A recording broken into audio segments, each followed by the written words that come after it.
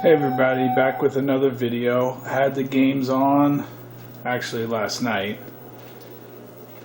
Enjoyed playing some games and stuff. I usually don't have a track mode turned on or anything like that.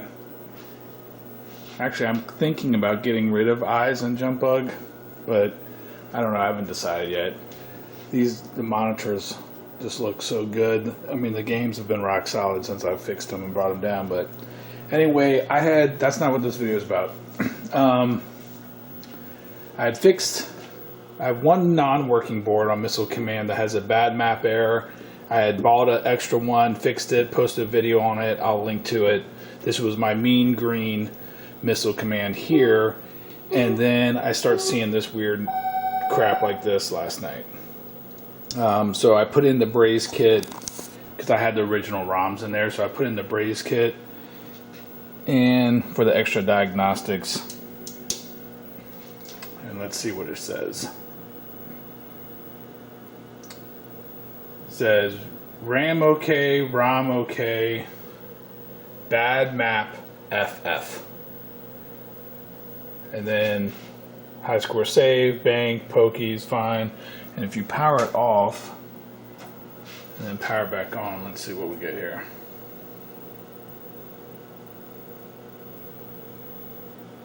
I don't know why it's not making any noise. It's kind of weird, but anyway. Bad map. That's what we're looking at. So let me take this board out and go to the bench with it. Alright, at the bench, I went ahead and put back in the 2716 ROMs and took out the Braze kit. Let's power it on. Have my little adapter hooked up. And that's what we get right there. So, same as what we were getting before with the weird stuff going on there, but let's go ahead and ground our test. Where is test at? Damn.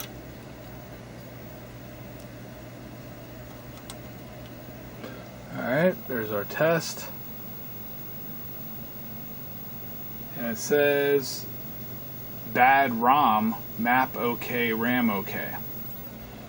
So why did the Braze kit say something different? Is it really, can't be a ROM issue, right? Because the Braze kit fixes the ROM issue. I mean, the ROMs can't be bad. It's got to be bad map. I thought that was interesting there where it says bad ROM, map okay. It's got that weird, it's got a number 6 up there too. That's kind of interesting. I don't know, I'll look that up. But that's pretty interesting. But what I figured we'd do is, just because it says bad ROM, and I cannot read these in my programmer because these are tri-voltage 2716s, I'm going to kill two birds with one stone here, I guess. And, Arcade Buffet had let me borrow the 6502, and he wanted me to test it actually because I don't think he's ever used it. I am going to test the 6502 pod, and we're going to read the ROMs with the Fluke. And that's what we'll do first, just to eliminate the ROMs as being the problem, even though the test mode says bad ROM.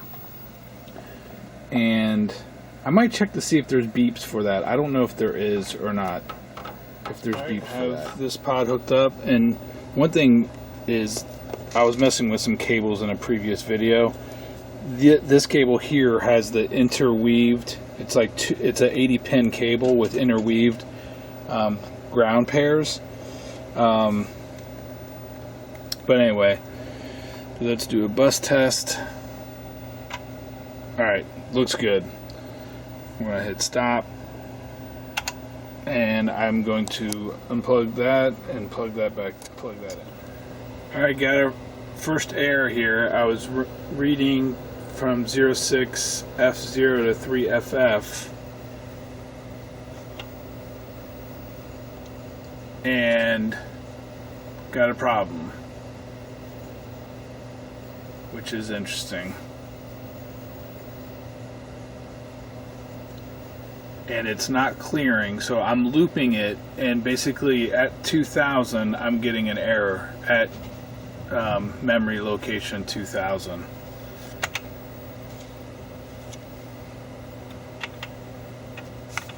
RAM short, assuming that I wrote this down correctly, because this was from previous time I was troubleshooting. 06F0 to 3 FFF, enter.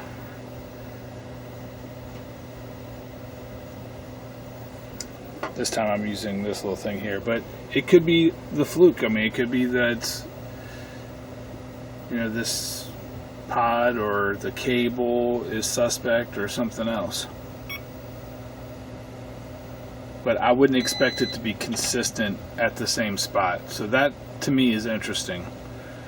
Read write error 2000 BTS FF. So let's read at 2000. We get FF. Let's write to 2000. Let's write 01. Now let's read from 2000. I'm not able to I'm not able to write, obviously, to 2000.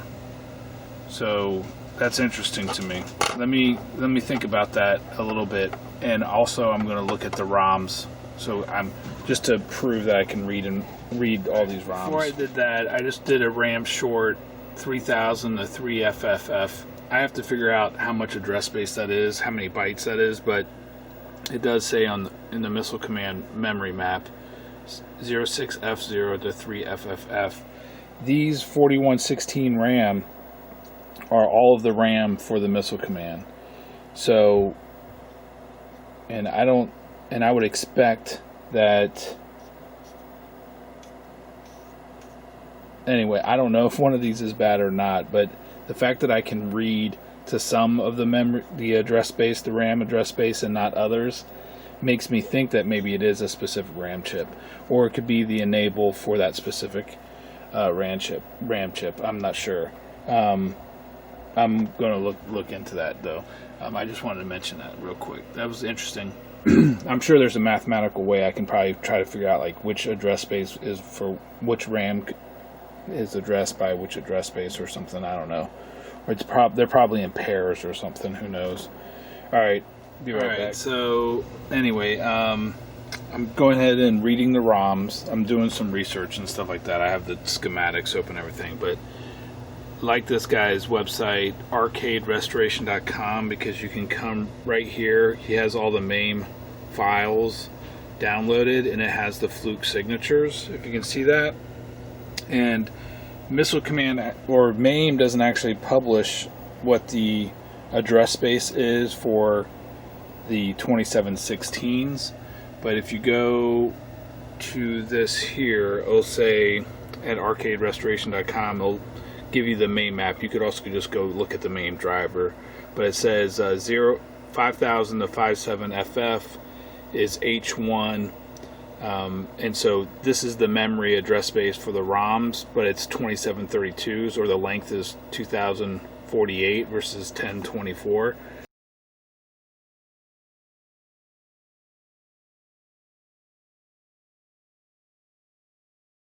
So you just read that memory space. It doesn't matter. So I'm reading basically two ROMs for each one here, and then I just picked version 2. So I'm going to read all of these and verify I can get to them okay. I'm partially testing out this Fluke pod as well, but it seems to be working fine. And then I'll come back to the map. Okay, so I got an error to these two ROMs here are R1 and R3. If you look here, it says the signature is 2958, not B888. If I hit more, where's my more button? For prior, there we go. ROM error 7800 to 7FFF. Just make sure. So those ROMs, you know, might be good, but we could be having an issue reading to this memory space here, and we also have that error to the RAM too. So I'm thinking that it's probably not something on the RAM, or maybe even these. Could be. I don't know. We'll find out. But I repeated that and got the same thing again, twice in a row. So we know we have a partial ROM error and a partial RAM error according to the Fluke. And the Braze kit said I had a map error. And the regular test mode said, well, you can't see it now, said we had a ROM error. So that's kind of interesting. Missile Command Diagnostics. Let me do some poking around and thinking about this a little bit. I'm just going to loop that real quick and then take my logic probe here. 24, 23, 22, 21, 20. That's the chip select, pin 20. And it's looping, so it's just toggling the whole time. And then on this one,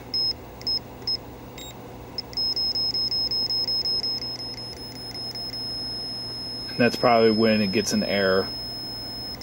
And then it starts again because it's looping, obviously. Whoops. Bang. Yeah. So we know that the ROM chips are being selected correctly, and I might be on. I just wanted to double check. So it's got to be something with addressing the ROMs and addressing the RAMs, I think, because the chances of those both being bad, I don't know. I don't even think these ROMs are bad. So the other thing I was looking at is I was seeing what it would take to actually change these from 2716 to 2732s. I have to investigate it, but it's like a lot of little tiny. I'd have to cut a lot of these little jumper pads and solder other ones.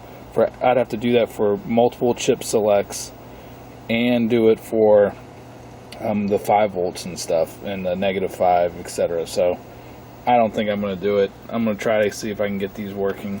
It is they're warm as hell though, but whatever. Alright, I think I found something, and I don't know where I left off because I was kind of experimenting with the 6502. Whoops.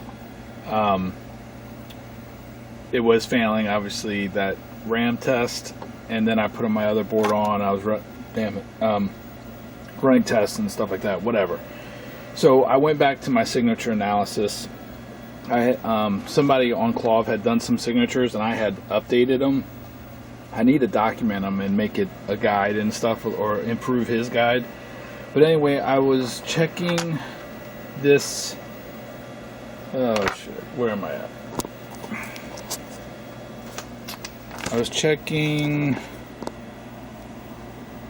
this decoder here, this 7442 at N2, and checking different output lines, the program select 2, program select 1, program select 0. To get this to give you stable signatures, you have to, I think I covered this in a, I'm excited, I guess, I don't know. I think I covered this in a different video, Missile Command, when I was doing signature analysis. You got to ground this MAD select line, pin 12, which I've done right there. That's grounded. And then I started doing signatures here. And I came to pin 3, and it's giving me 003, which is my plus 5 volts, right? And so then I figured what I would do is look at it with a scope real quick. Pin 3 is an output, and you can see how it's not going all the way down to the low logic level. It's not getting down to 0 volts. If I go to a different pin, the output looks a lot better, right? You're going from 4 to almost 0 volts, but pin 3 does not look good. And then I was thinking, okay, let me show what that looks like with the logic probe too. Let's say pin 4 is an output, and you can see where it's toggling. You can see it going to low, right? High to low, high to low, high to low. If I go to 3, there's activity because you hear the noise, but it's mostly high. It's not getting down below the low logic level. So in this case, if I would have probed this with a logic probe with the understanding of looking for it to actually go low, I know there should have been activity, but should it be low? So the signature analysis obviously is easiest because I trust it the most. But as I get more experience, obviously, then, you know, understanding what the logic probe's doing and the oscilloscope would help too. But I think this 7442 is bad.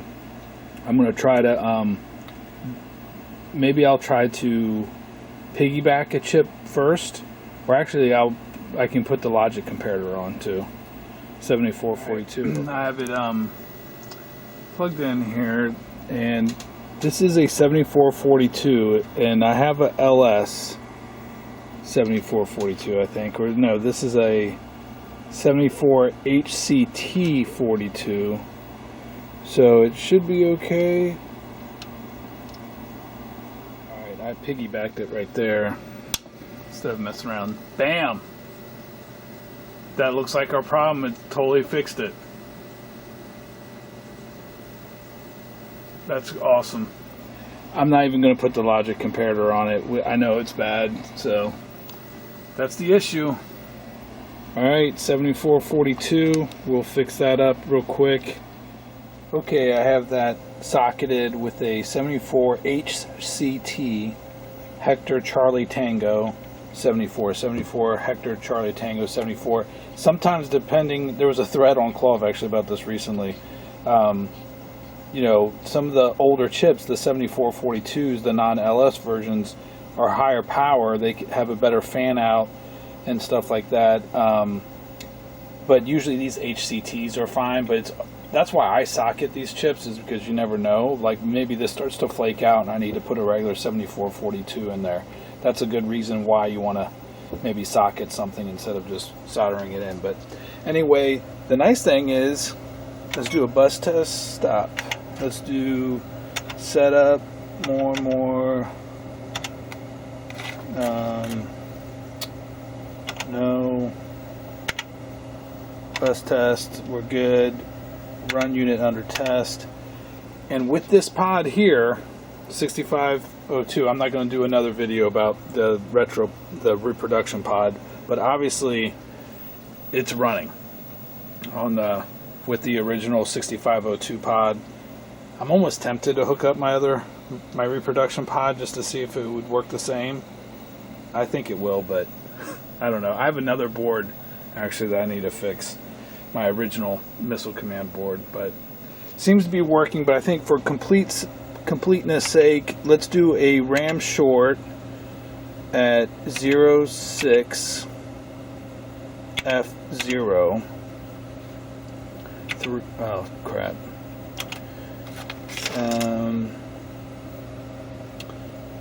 06 F0, enter, and we'll let that run. What's kind of cool is it'll fill up the screen because it's actually writing to, I think, the second color bit area of RAM, but color's a little bit weird through the camera. So that's what it's doing while it's testing. And I know I'm rambling a little bit, but I went back to signature analysis because I think I feel more comfortable with it. I trust the results a little bit better. But I could have probably found that again if I would have just been probing in the right area. But for some reason, using signature analysis kind of forces you to go, I started at the address buffers, then I went to the address decoders, and you just kind of progress in a logical way instead of like jumping around, reading threads. People say bad map, it's this, you know, this thing here, and then you read another thread and they're saying, you know, test these LS, either 153s or these 157s. I mean, they're all related to it, but you're just kind of like jumping around based off of,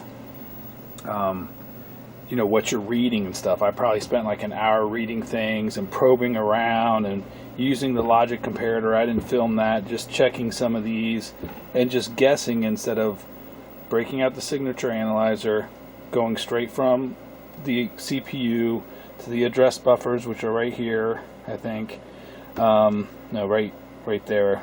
These LS244s, I tested those, and then the next thing in my diagram was to test this 7442 which is one of the decoders, as that's still testing right here. And I need to actually jot down some more signatures so that I actually get a signature, write down the signature for line 3, 4, and 5, and really just document this, because obviously it helped me. You know what I mean? I went from the address buffers, which were, let's see, these are the address buffers. This is the guy Spud something. And you know, he documented both the address buffers but not the address decoder, and so I started documenting the address decoder here, and figuring out that if you ground that mad select line, you can actually get good signatures there, which is definitely useful. So let's see, we should be almost done here. I think this is it for this video. I do have the original board that I was working on. I actually have 2 other missile commands, but this is my original board that also has a bad map error, and it doesn't look like I replaced that 7442, so maybe I should check that, do another video, I guess. Okay, so RAM test is good. There you go. I'm going to put this back in the cabinet and fire it up. I don't know if I should use the braze kit or not. Another thing that was weird, right, is the braze kit said bad map. Obviously you couldn't read or write to memory or RAM, because we saw that on the Fluke. We got errors, right? And then when I booted it up normal, it said bad ROM. And I did get an error with the Fluke going to these ROMs. So I'm wondering if these ROMs right here have not been dumped in MAME. I do not have a 2716 adapter for my burner, so I don't know. But for some reason, these 2 ROMs, 1, 2, 3, 4, I don't know. Or maybe I was reading them wrong or something. I'm not sure. 1, 2, 3, 4, 5 plus 1. I don't know. Something's different, probably, is what it is. These are probably fine, but it's different than the when you only use the 23, 25 or 2732s. So I'm guessing that this just has to do with me trying to read that last address space incorrectly or something with the ROMs. But anyway, it did say bad ROM, which was strange. Let me actually fire it up in test mode. Oh yeah, bad ROM right there. So this is I'm running unit under test, and it does say bad ROM. So something is potentially wrong with these ROMs or something. At least, yeah, or there's a mix match inversion or something like that, because the test ROM is probably, you know, somewhere in the first couple ROMs or something.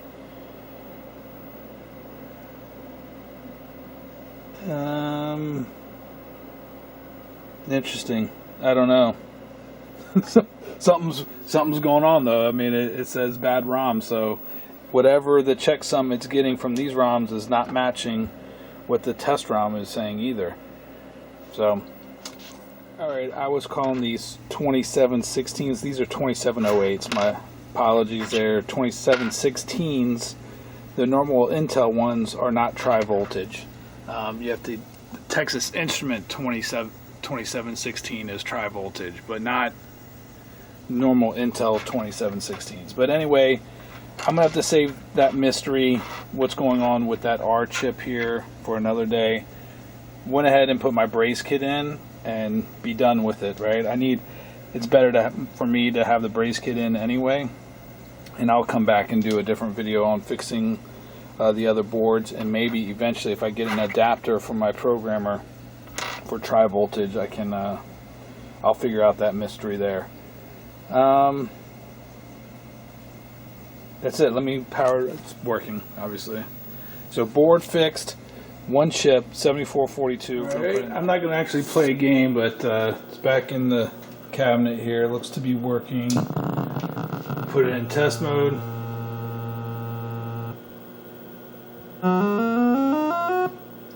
And everything looks good. Just hit start, just make sure my volume is good. Does that sound right?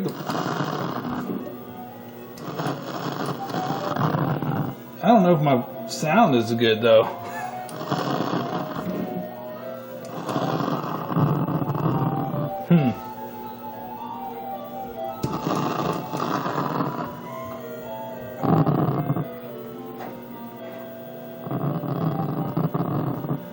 I think I need to check my AR or something.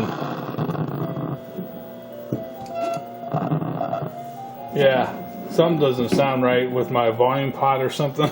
Crap. Oh, day in the life of arcade guy. I'll have to deal with that later.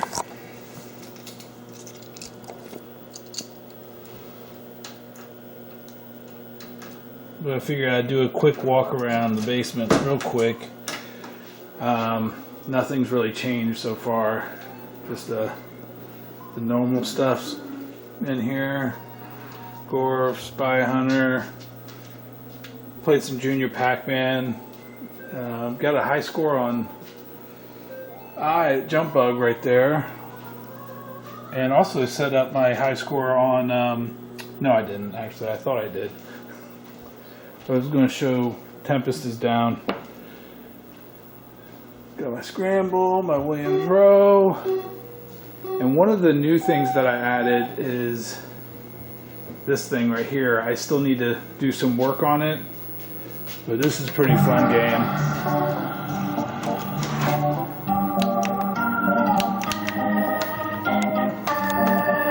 Oh, I guess I only hit player one. Welcome to the haunted house. But I'm not going to play. Empire Strikes Back running, Warlords, and then I also have my track and field project. So, a couple projects down here. But that's it, guys. Missile Command is fixed. Till next time. Oh, Galaxy and I worked on earlier this weekend. I redid the base and spruced it up, did some painting, put leg levelers on it so it doesn't wobble and stuff. So, all right, now that's it, guys. See you later.